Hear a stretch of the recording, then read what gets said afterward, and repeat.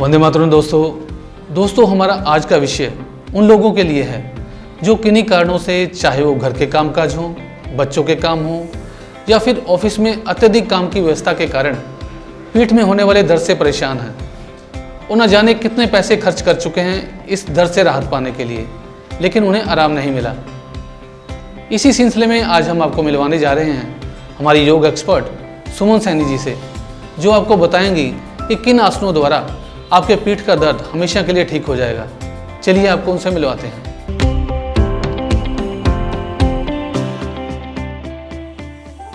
सुमन सैनी जी, आपका हमारे इस programme yoga for better life में स्वागत है। थैंक यू जी। नमस्कार साधको, नमस्कार चंद्रशेखर जी। ओम जी ओम। सुमन जी, इससे पहले कि हम दर्शकों के सवाल आपके सामने रखें, हम ये जानना चाहते हैं कि आप योग की शरण में कैसे आए। वो क्या कारण थे जिन्होंने आपको योग में आने के लिए प्रेरित किया? जी, मैं बताना चाहूँगी कि मेरा वेट बहुत बढ़ गया था। जब मेरी एज 37 ईयर थी, बहुत वेट बढ़ गया था और मैं काफ़ी मेडिसिन ली, एलोपैथी की तरफ काफ़ी ज़्यादा ट्राई किया। बहुत मेडिसिन हो गई थी, तो फिर भी कुछ फ़र्क नहीं पड़ रहा था। ना वेट कम हो रहा था, ना मेरे को कुछ हजम हो रहा था।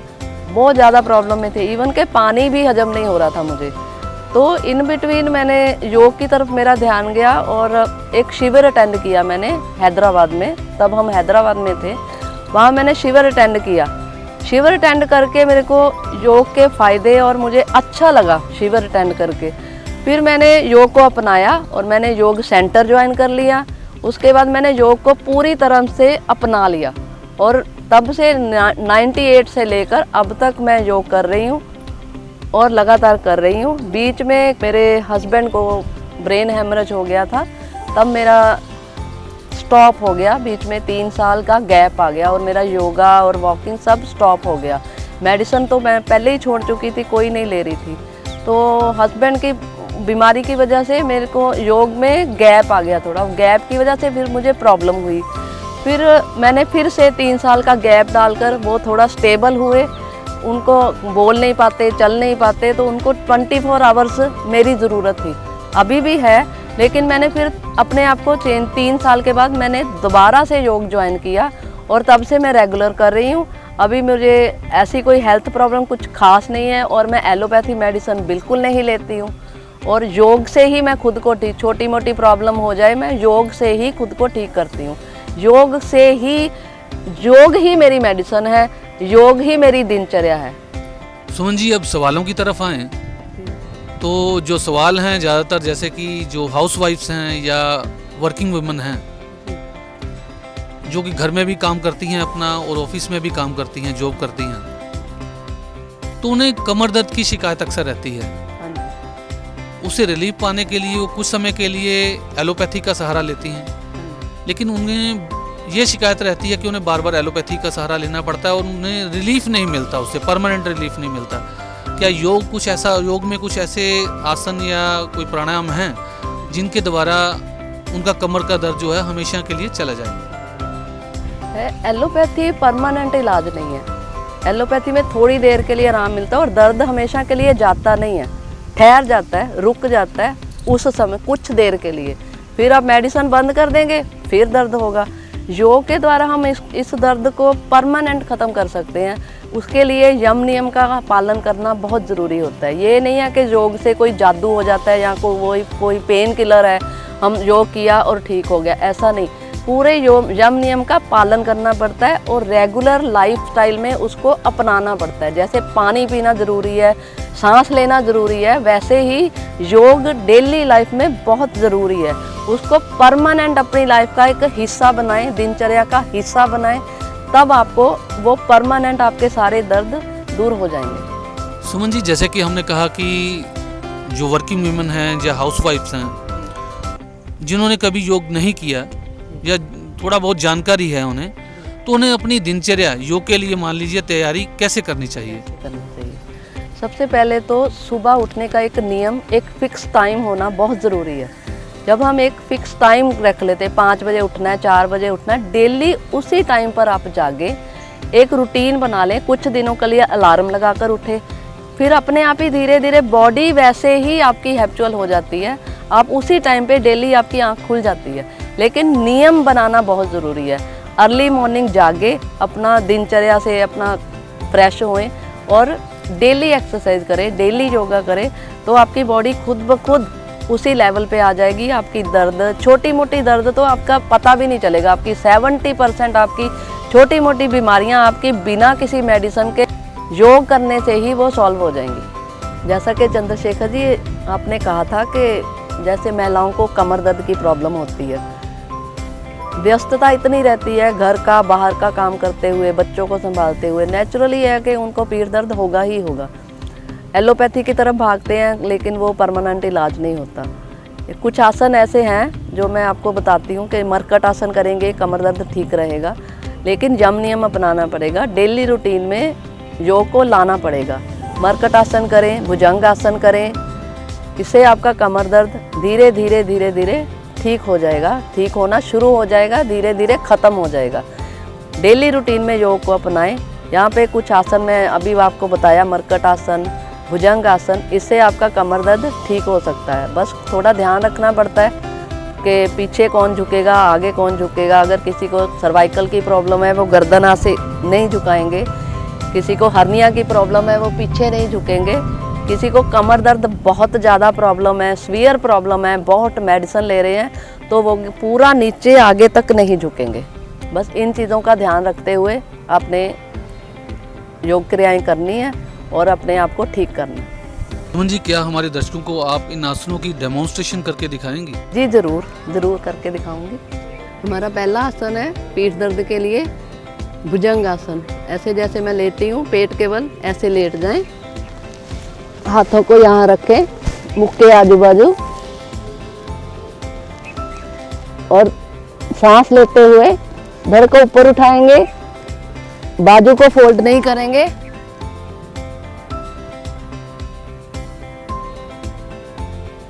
थोड़ी देर रुकेंगे यहाँ पे,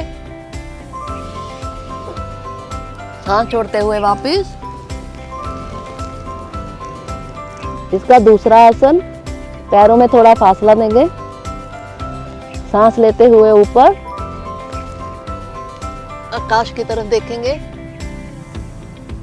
पीछे मुड़ के फिर दाईं टांग को देखेंगे,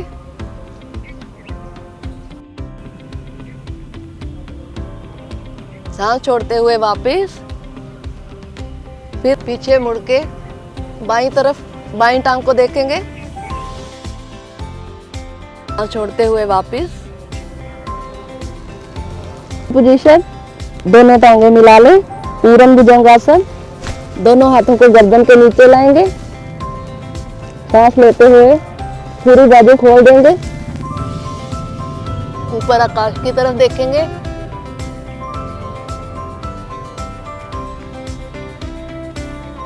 रुकेंगे, धीरे धीरे सांस लेते जाएंगे, छोड़ते जाएंगे। अगर रोक सकेंगे तो बहुत अच्छा। आ जाएंगे वापस। कुछ पल के लिए आरामदेह स्थिति में रहेंगे।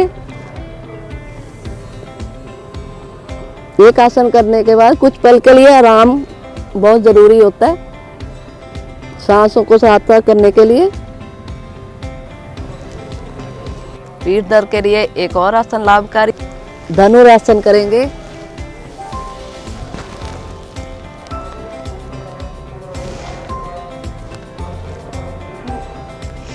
दोनों हाथों से पैरों को पकड़े, एड़ियों को पकड़े, ऐसे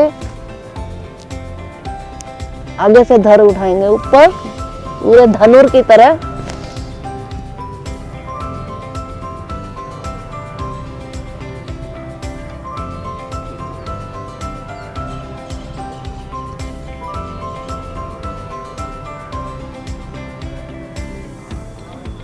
नाभि आसन पे टिकी रहेगी, बाकी पूरी बॉडी ऊपर रहेगी। आ जाएंगे वापस, आराम की स्थिति।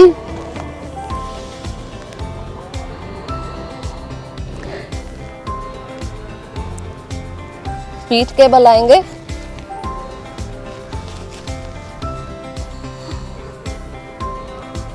आप इन आसनों को 3 बार कर सकते हैं, 4 बार कर सकते हैं। मैं आपको करके बता रही हूँ।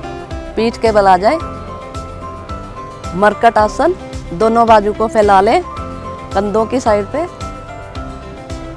दोनों टांगे जोड़े, दोनों घुटनों को नितंब के पास लेके आए। सांस लेते हुए घुटने दाईं तरफ, मुख बाईं तरफ, पूरा मुख आसन को टच करना चाहिए। घुटने के घुटना, एड़ी पर एड़ी, पूरा खिंचाव महसूस करें पीठ में, बाजुओं में, घुटनों में। रुके, जितना रुक सकते हैं रुके। आएंगे वापस। सांस लेते हुए घुटने बाईं तरफ, मुख दाईं तरफ, पूरी पीठ पर खिंचाव महसूस करें।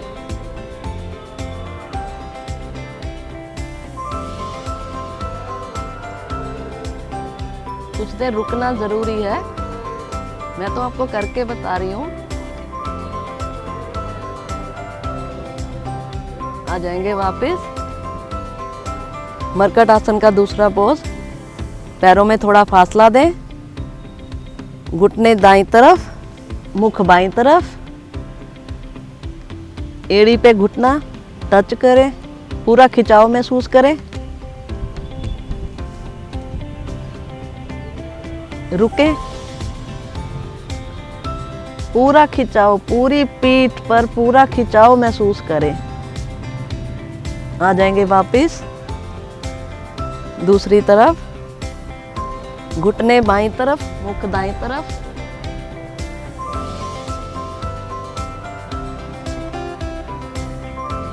एड़ी पे घुटना दबा के रखें।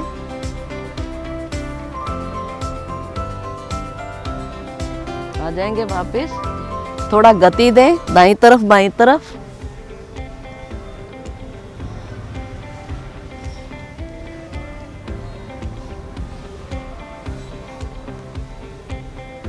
आ जाएंगे वापस। पैरों को सीधा करें, बाजू को पीठ के साथ लेके आए, हाथ नीचे। तीसरा पोज। दाईं टांग को 90 डिग्री तक लेके आए, बाईं साइड। बाजुओं को फैला लें। दाईं तरफ बाजू, मुख बाईं तरफ।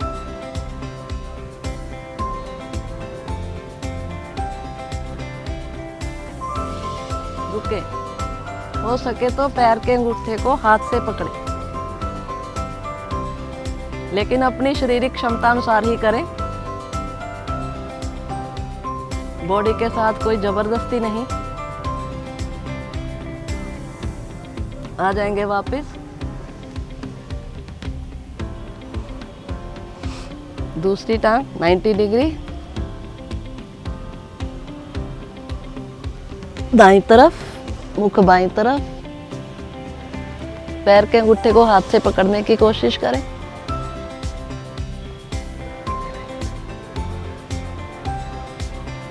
रुकें कुछ पल, पूरा खिंचाव महसूस करें जांघों पर, पीठ पर। आ जाएंगे वापस। आराम की स्थिति। एक लंबा गहरा सांस भरेंगे।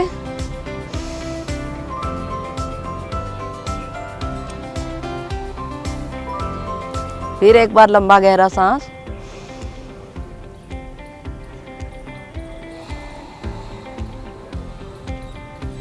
अब हम करेंगे सर्वांग आसन। पूरी बॉडी की एक्सरसाइज होती है उसमें। पीठ दर्द के लिए भी लाभकारी। दोनों पैर नितंब के पास लेके आए, जितना हो सके पास लेके आए। दोनों हाथों से पैरों की एड़ियों को पकड़े, ऐसे पैरों की एड़ियों को पकड़े, नितंब के पास लेके आए। सांस भरते हुए धड़ को ऊपर उठाएंगे, सिर को नीचे रखेंगे।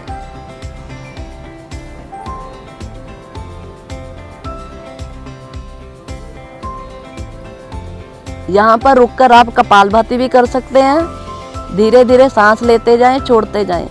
हो सके तो यहाँ पे कपालभाति कर सकते हैं।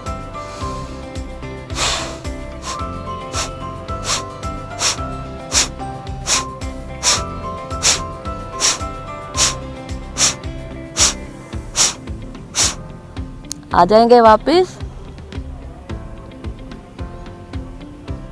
रुके, एक लंबा गहरा सांस लें, पैरों को फैला लें,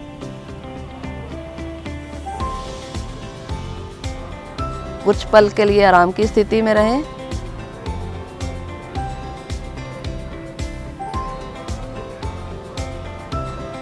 भरें लंबा गहरा सांस,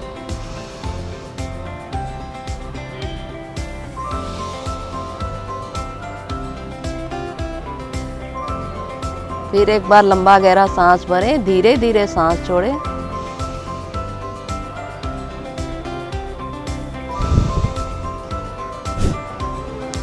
दोनों पैरों को मिलाएं,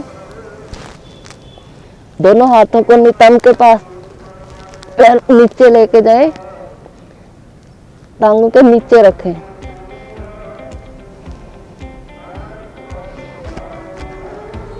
जिनको साइटिका की प्रॉब्लम हो उनके लिए ये आसन लाभकारी।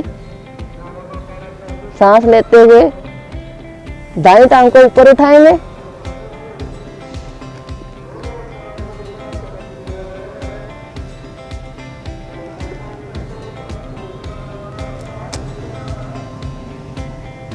आ जाएंगे वापस दूसरी तरफ, सांस लेते हुए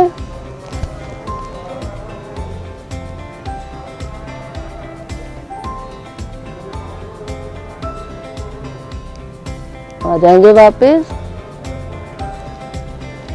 शीतलासन। बाईं तरफ, बाईं टांग सीधी रखेंगे, बाजू साथ में सटा के रखेंगे, दूसरी टांग को मोड़ेंगे, एड़ी घुटने के पास लाएंगे, हाथ मुख के पास,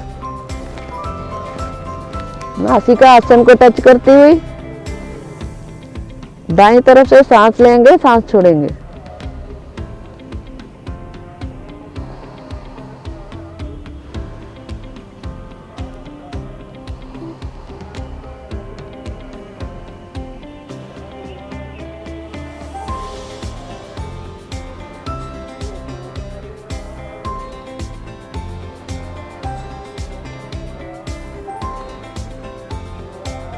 सांसों की गति सामान्य। आ जाएंगे वापस दाईं बाईं तरफ करवट लेते हुए सुखासन सिद्धासन में आएंगे।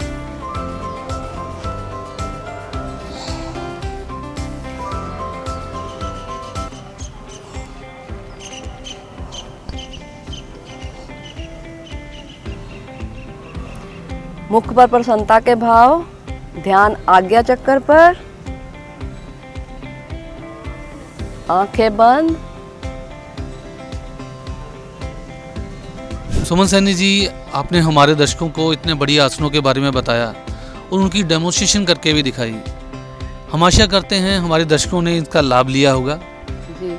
इसके लिए मैं योगा फॉर बेटर लाइफ की टीम से और दर्शकों की तरफ से आपका बहुत बहुत धन्यवाद करता हूँ। धन्यवाद चंद्रशेखर जी। मैं भी चाहती हूँ कि योग को अपनाकर लोग अपनी बीमारियों से निजात पाएं, उस तकलीफ से बाहर आएं। ये मेरी सबसे ये प्रार्थना है कि आप योग को अपनाएं, अपने जीवन का हिस्सा बनाएं।